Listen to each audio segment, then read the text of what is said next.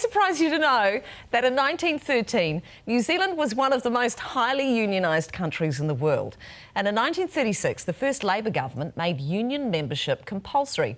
These days, those who belong to unions are in the minority. So are they relevant anymore? Union expert Dr Stephen Blumenfeld from Victoria University. Good morning to you. Morning, Hillary. Have unions had their day?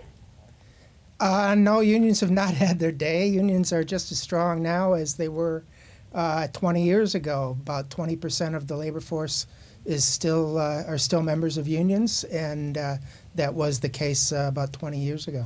But 50 years ago, 100 years ago, there were even more people enrolled in unions. So the membership is down, isn't it? Well, the membership's certainly down from the time when we had compulsory unionism. Back then, as you mentioned earlier, New Zealand was one of the most unionized countries in the world, but that was primarily because of compulsory unionism. We haven't had compulsory unionism for more than a quarter of a century now in New Zealand. And given that unionism is strictly voluntary, it is interesting, I think that still about 20%, 1 in 5 workers is a member of the union. A lot of us who work with younger people would get a sense that not many of them are engaged with unions. Would that be fair to say? Yeah, it would be fair to say. I think part of it is that younger people, certainly those under the age of 30, have grown up in an era when we have not had compulsory unionism. And so in many cases, their parents were not members of unions as opposed to their parents' parents who were members of unions. So they possibly don't have that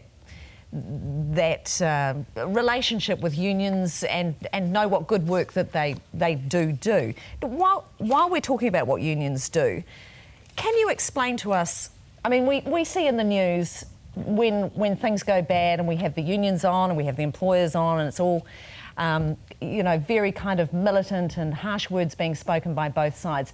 But what is some of the other work that unions do? Well, unions have actually been working for a lot of workers who are not, in fact, union members over the last several years. For instance, ETU's living wage campaign is targeted at raising wages of workers who generally figure that they can't afford to join unions. Unite has had its 0 hours campaign in the fast food industry, targeted mainly at younger workers, obviously, because they're the ones that work those 0 hour contracts. The CTU has also rallied young people in the last 10 years against the 90-day trial period legislation, which also tends to affect young workers. If we look at the Unite example that you just mentioned there, they had a very successful campaign over the 0 hours contracts in fast food outlets. And you said it yourself, that was mainly to do with young workers. And yet that union has still struggled to attract young people to join up. Why is that? Oh, I think, as you mentioned earlier, a lot of young people don't really relate to unions, certainly not as much as their parents did.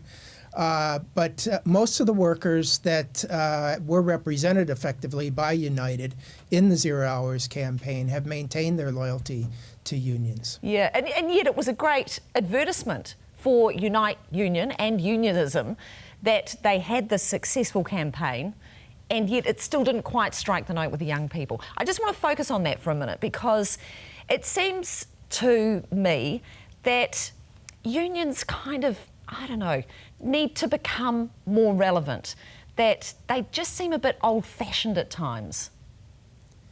Yeah, well, unions certainly are aware of that.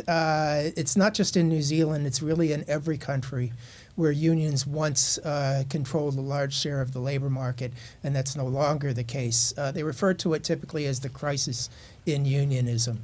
And so unions in New Zealand in particular, the Council of Trade Unions as well, have been targeting young people in order to address this crisis in unionism. And the hope is that young people, when they eventually enter the labor market or at least get jobs that pay them well enough that they could, in fact, or they feel that they could join unions and afford to pay the union fees, will, in fact, join unions. And is that having some success? It is having some success. I mean, the fact is that we do see that union membership, union density in New Zealand has remained relatively stable, as I mentioned before, for the last 20 years or more. And that has to do with a lot of older workers retiring, but effectively younger workers, in fact, joining unions. Dr Stephen Blumenfeld, Centre for Labour and Employment and Work from Victoria University, thank you for your time this morning.